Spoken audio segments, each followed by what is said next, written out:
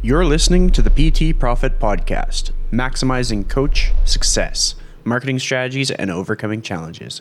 This episode is actually an Instagram live that Aram Gregorian and Beverley did together. They had a discussion about how coaches can optimize their businesses and improve their marketing tactics to attract more clients. Beverley shared her expertise within the business here at Simpson Fitness and emphasized the importance of prioritizing client needs, maintaining strong values, and avoiding self-centered approaches. Beverley offers practical tips for content creation and overcoming limiting beliefs, drawing from her extensive experience in the fitness industry and within helping people build their business. Overall, this is going to be a very valuable, very quick episode. So we hope you enjoy. Yo. Huh? How are ya? Yeah, what's going on? Oh, you know the use. How about you? Can you hear me okay? Yes. Perfect. So my agenda was to cover like 3 main topics and then keep it around 10 or 15 minutes, very tactical and very helpful. So give us a quick elevator pitch on who it is that you are and what it is that you do. Yeah, sure. So thank you, by the way, for hosting me. It is honestly a pleasure and privilege to be here with you to serve your community. My name is Beverley Simpson. I am a former district fitness manager for Crunch. So I was responsible for hiring and developing personal trainers and fitness managers in the Manhattan and New Jersey area. And I ran 5 gyms. And then I left after I had my second daughter and I built 2 multiple 6-figure businesses online in the online space, first in the B2C sector and then into the B2B sector. Okay. So plenty of experience, more on the business development side of things and the employee development side of things. So perfect segue into talking about skill set that you find coaches today are missing. Okay. I love that. Specifically in the business side.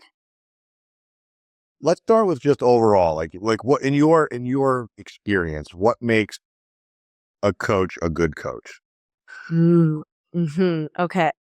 So I'm going to say, I'm going to speak to this in terms of two veins. Okay. Now you and I had talked about this previously because I think that one of the things that makes a good coach first and foremost is operating from the do no harm experience, as well as with the client as the forefront of the transaction, meaning operating from this place of knowing like, hey, I'm here to serve you. I'm here to do what it takes to help you get to your goal, whatever that goal may be. I think what happens to so many of us, and I think this is the human condition, and I'm saying us because I'm not exempt, is that we just get to be very self-focused.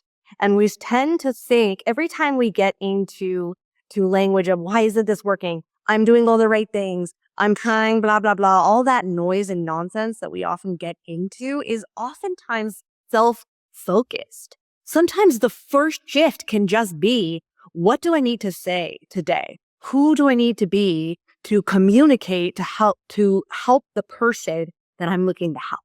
That is automatically the number one shift that gets you out of me thinking into you thinking. Who can I serve today? Right? So I feel like that's first and foremost. And I think that probably comes down to, as a coach, having a pretty stringent or specific set of values and standards. Yes. Which I think sometimes we have coaches that don't spend, I didn't for a very long time have specific standards or values that I wanted to uphold. And once I did define what those were very clearly, it helped me show up much, much better in my business and for myself. Yeah. And I think too that it's, you started off with like, what are the skills? I feel like sometimes it's a mark of just starting, and everybody starts somewhere, and it's not a bad thing. But even if you look at ancient wisdom, right, you go back to masters, like if you look at Buddha, whatever, like take faith out of it for a second. It's the people that say, it's like, as I get more seasoned, as I grow, I start to recognize and realize I don't know. And the true masters are the ones that can live on the razor's edge of knowing that this is my expertise, as well as I'm going to continue to grow and learn and be okay with that. I know for me, when I was young, I got into dogmatic, and young, not in age, but young in my career. I was like, this is my dogmatic approach. This is right. I had to be right instead of trying to serve. And I feel like a lot that gets lost in the online space. And when it comes to like content creation, I think you see a lot of coaches creating content for other coaches, and it's not content that's really helpful to the end user who's really just missing the basics more often than not. And we don't need to make things more complicated than people already feel they are. So when it comes to delivering a message that resonates with your audience, what are some tips that you have for coaches that are struggling in that department? Okay, great. So I think that you hit the nail on the head when you said that we're creating for our colleagues and not for our clients. And so the first thing that I would say, if you are struggling to really communicate your message, the first thing I would actually tell you is to just mute all your friends. Just mute all your friends and even mute the people that you look up to. Even if you're new, just from now, you're not going to mute them forever. And this is not about scarcity or feeling like, oh, I'm not enough, like all of that. We're just going to mute them for a second so that we can really just communicate with the people that we're wanting to work with. Go and talk to the people that you want to work with. I don't mean be sleazy and DM. Don't DM 100 people and be like, cute kid, hey, let's go, like, maybe get on a call. That's all I'm saying. I'm saying go and observe your client in their environment. So how do you do that? Well, I'm going to give you some tangible things that a lot of people don't talk about. People talk about Facebook groups. Yeah, cool. Go look at the scary site Reddit, because that's where everyone's going to be honest, okay? And just go look up questions that they're actually asking. You probably already know to go look at Facebook groups. Awesome. Why don't you go to Amazon and Google on Amazon people who've written books about your topic and go read the reviews of what your clients say and ask, because that's going to be real feedback that potential clients are having. Go into like parent Facebook groups or just your community Facebook groups. Go to a party, okay, and have a conversation. I mean, it sounds so, I laugh because it sounds so simple, but it really is. It gets to be that simple. I agree. I mean, most of my content comes from conversations I've had with real people. It almost always comes from somebody that said something to me in a grocery store that sparked a 3-minute conversation. Somebody that stopped me on the boardwalk at the beach while I was walking my dogs that asked me about, how is it that you stay as big as you do? Or what, like just pedestrian conversations that I think so many coaches are just overlooking. Like we have so much content in our head already. And these people have this idea that if it isn't a perfect and pretty message, I don't want to bring it out into the world because it isn't good enough. But in reality, you're going to say the same 100 things for the next 20 years of your life on repeat. And that's really all it comes down to. So when people are struggling with that idea of like, if it's not the perfect piece of content, or if I don't have the perfect offer or the perfect website, why should I even bother being a coach? Because a lot of coaches never quite take off into that next tier because they're always having these limited belief systems. How can coaches break through those limiting beliefs and get to themselves for that next level?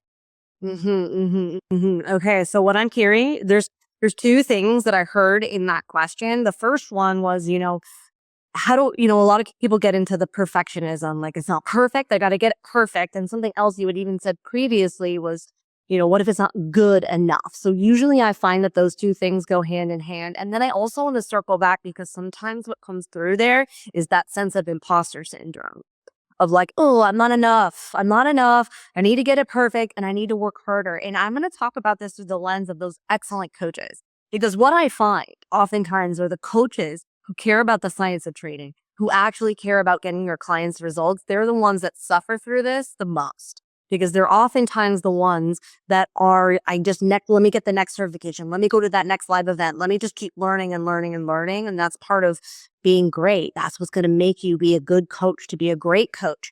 but you get to live in the and, where you are an expert now and going to continue to grow. That's what's really going to propel you to that next level. So if you're feeling those feelings of imposter syndrome, I would acknowledge them. And I would say, oh, this means that I actually care. Because I tell you, those shirtless grocery store walkers, they don't have imposter syndrome. They're not caring about, their clients. So the fact that you feel this is a good thing. It means that you care and you get to continue to be an expert at your current level and continue to grow.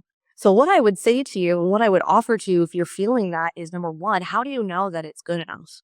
When will you know that it's good enough? At what capacity? Like what is going to happen that's going to say, oh, I'm good enough, right? Oftentimes, especially for high achieving smart coaches, they just keep pushing the barrier.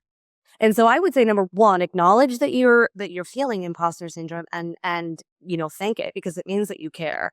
Recognize that where you are right now is exactly where you need to be. And then number three, this is going to be some like your third tangible action steps, especially if you're feeling like, I don't want to copy my colleagues. I don't want to, be boring or basic. I'm going to say two things. Number one, when you're the first person to acknowledge the truth about what you're experiencing, it gives you your power back. So for example, I'm feeling really nervous to be here live with you. It's been a minute since I've done something like that. That's me sharing my experience and owning the truth, and nobody gets to throw that in my face because I said it first. So the basically like radical authenticity and radical vulnerability. Just being honest, right? You just be honest, like, oh, you know what? I'm sorry. I changed my mind. I used to think this, and now I think this. And that's okay. The second thing I'm going to tell you to do is to just give credit and context, period. I went to this amazing summit called the Real Coaches Summit in 2025 in Vegas, and it was amazing. I met this person and this person and this person, and these were my big takeaways. So that's my credit. I'm going to give my credit, and then I'm going to be like, then I took it and I put it on my client, and here's what I discovered. Now it's my context. You and I could listen to Alan Aragon speak about the exact same thing, and through our own context and our own experience, our own filters, we're going to experience something and we're going to implement it, and we're going to have different options or different experiences of what happened, right? And then we get to put that into our work, and then that's going to become ours. We're going to give credit and then own it. I think it comes down to the perception that we all have through our own lens and what we're able to then do with that information. Because a lot of us, because we know that like the physiology of this stuff doesn't ever change. We know that the science of the stuff isn't beaten anytime, rebutted or refuted anytime soon. But our ability to apply this to the general population is the hard part. So I'll leave you with this one last question. Throughout your career, what was one of your biggest mistakes that you made? And what did you learn? What did you learn from it? Oh my gosh, I'm going to tell you two things, okay? And it's a perfect thing, because I've shared this with you before, but I'll share it again. Is that in addition to like self-importance, there's also really self-reflection that also is really important. I think that we are very quick to point fingers and forget to look at the three fingers that are pointing back at you.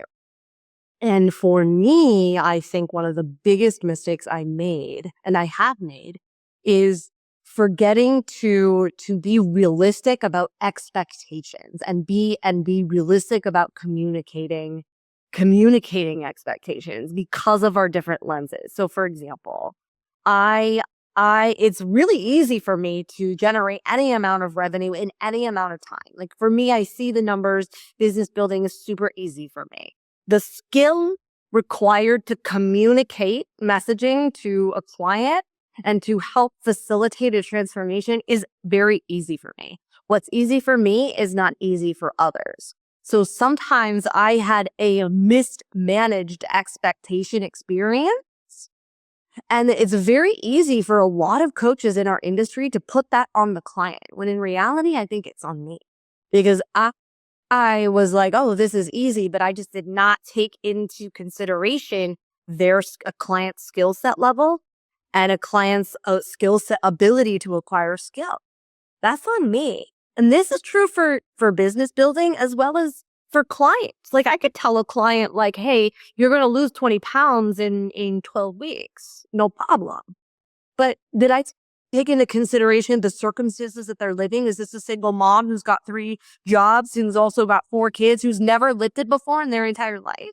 That's on me as a coach. And so I feel like that is that. And then because I had made those types of promises, I would push people past their limit of capability and capacity. And that's on me. So that's like one of my biggest lessons. Definitely one that I'm actively learning now, and I'm 15 years in. So if you're hearing this and you're a couple of years in, you're going to fall and stumble a few hundred more times, and these are all good things to do. So, well, Beverly, I appreciate the time. Thank you.